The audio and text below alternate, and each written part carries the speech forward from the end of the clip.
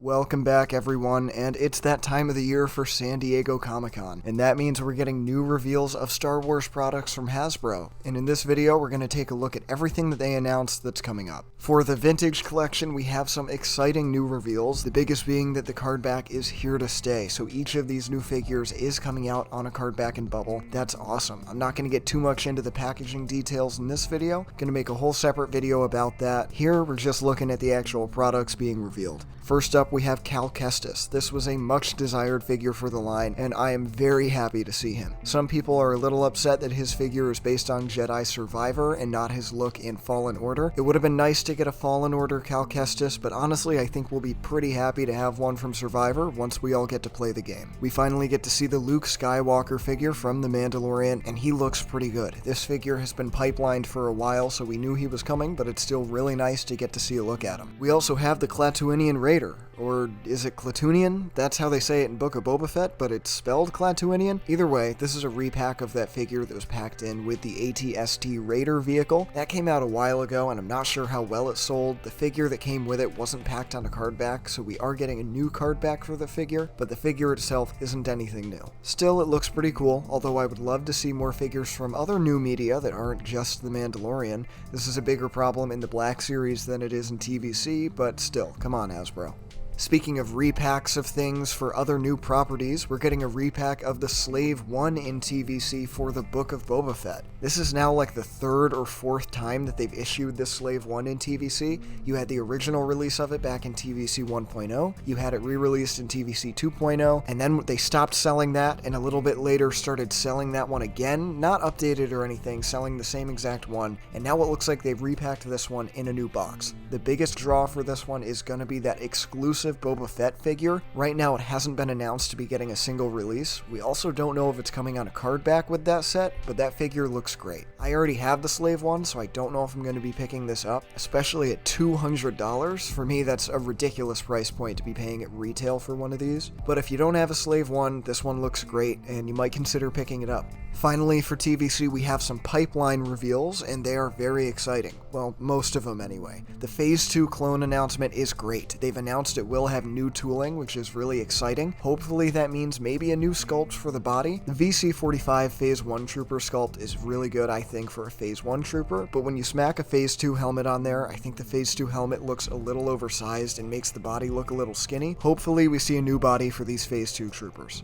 We're also getting an Endor Han and an Admiral Piet, which I'm very happy for. Getting a new Admiral Piet figure would open the door for so many other figures that could use the Imperial officer body, whether it be characters like Thrawn or other Imperial officers. It's really exciting to see that happen. The Endor Han confuses me a little bit because we just got a re-release of an Endor Han not too long ago in TVC. That figure was based on a pretty old sculpt. Hopefully this means that they sculpt a brand new Han Solo, and hopefully that means that we can get A New Hope Han Solo release pretty soon. And my favorite of these pipeline announcements for TVC, a speeder bike with a scout trooper. That's amazing. We don't see vehicles that often in TVC, so I was really hoping we would at least get a speeder bike next year for the anniversary of Return of the Jedi, and it looks like we will be getting one. That is great news. And a scout trooper in the line. Hopefully it isn't just a repack and it's a newly sculpted one, because the mold they've been using is not that good, but I'm going to try to limit my expectations for that. Alright, moving on to the Black Series, have to address the elephant in the room, and that is these new boxes. Again, I'm going to make a whole separate video about the packaging situation on figures that's upcoming, but I just want to say here, I do think the new boxes look pretty good. First up, we have Luke Skywalker from The Mandalorian, so he's getting a simultaneous release in TVC and in the Black Series. I think his figure also looks pretty good here. The face sculpt could have looked a little more accurate to what it looks like in Mando. Then again, the CGI face in Mando didn't look that accurate to what Luke looks like. So there's a weird balance they're trying to find there. Overall, I think it's fine. We're also getting Miggs Mayfeld based on his appearance in Mando Season 1. That's a figure I'm very excited for. I love his character, I love Bill Burr, and it's interesting that some of these figures that are announced will be coming out in new boxes, and some of them are going to be coming out in the old style with the plastic. It might just be something with how the production lined up for him. Either way, I'm pretty happy with it.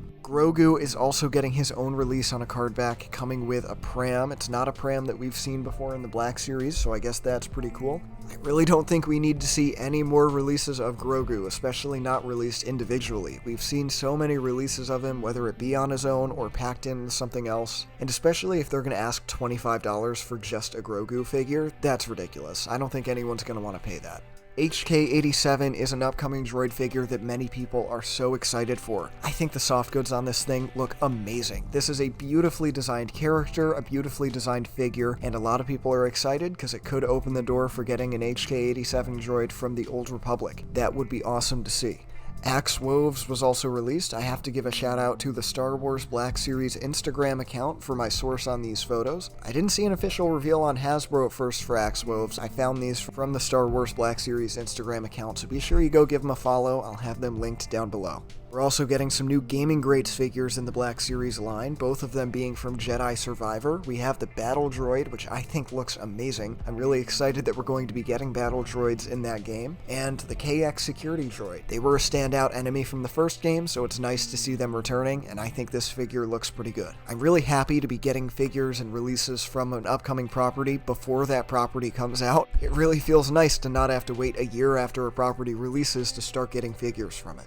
Of course, they also announced more from the Credit Collection in the Black Series line. They're whatever, they're just repainted figures. I don't really like the paint on them, I don't really like the card back on them. If you guys like them, that's fine, go ahead and get them, nothing wrong with that, but I'm not really a fan of them, and I'll probably be skipping out on these releases. They're also releasing some Halloween edition figures. I'm not normally a big fan of the holiday-themed figures that they do, but these ones are my favorite that they've revealed. The Wookiee looks especially nice, very festive for anyone who's a fan of Halloween. The Clone Trooper looks interesting with that paint design. Not sure how I feel about the way they painted that skull onto the helmet, but I guess it's pretty cool. We also got some pipeline reveals for the Black Series, mostly what they're going to be doing for the Return of the Jedi 40th anniversary and what figures they're putting on card backs for those. I think it's a decent assortment. It's all going to be repacks, which is a little disappointing, but I guess we didn't really expect anything else. The one that isn't a repack that I can tell is the Endor Rebel Trooper. That should be exciting to see what they do there, especially because it's going to be a deluxe release. I'm also not sure how these deluxe releases are going to work on card backs. That will be interesting to see. In the main line of Black Series, we're getting Ki-Adi-Mundi, Din Djarin from the Book of Boba Fett, and Black Chrysanthemum. I'm really hopeful about these upcoming reveals. Ki-Adi-Mundi is going to be an awesome release. I love his design as a Jedi. People hate him for some reason. I think it's because of the Clone Wars, but honestly, I like him, so I'm happy for this reveal. Din from Book of Boba Fett is, once again, another repack probably of that Mando sculpt that they have, but hopefully this one will come with the Darksaber. That would be awesome to see, and I'm decently excited for it. Getting Black Chrysanthemum is going to be awesome if that means they sculpt a brand new figure. They really dropped the ball with that comic pack release they did. That one looked horrible. Hopefully this means we can get a really, really good Black Chrysanthemum. They also officially revealed what we heard would be coming for a little while now, and that's the Darth Vader Force FX Elite lightsaber. Is it called Force FX Elite? That's a lot of words that they have in the title of that line.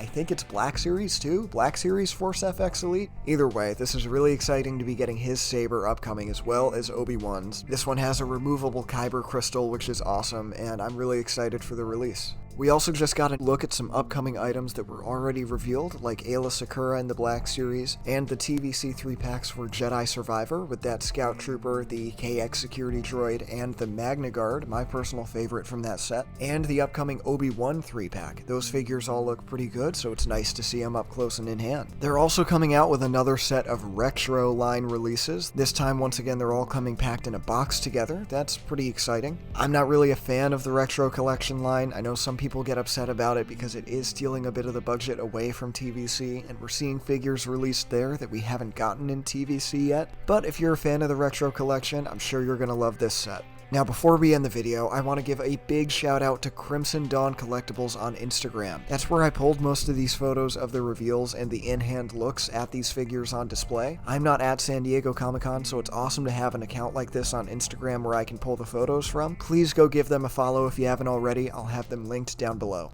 Also, a big shout out for accounts like Yakface on there. Go check out their account, give them a follow, and check out their website. I'll have all that linked down below. Really great source of reveals. If any of you aren't unable to make it to events, check out the Yakface account, and you'll be sure you won't miss out on anything. Alright, that's all for the reveals from San Diego Comic-Con. If you want to take a look at other figures, vehicles, and playsets from across the Star Wars lines, be sure to check out the Jedi Collector on Instagram. Link will be in the description.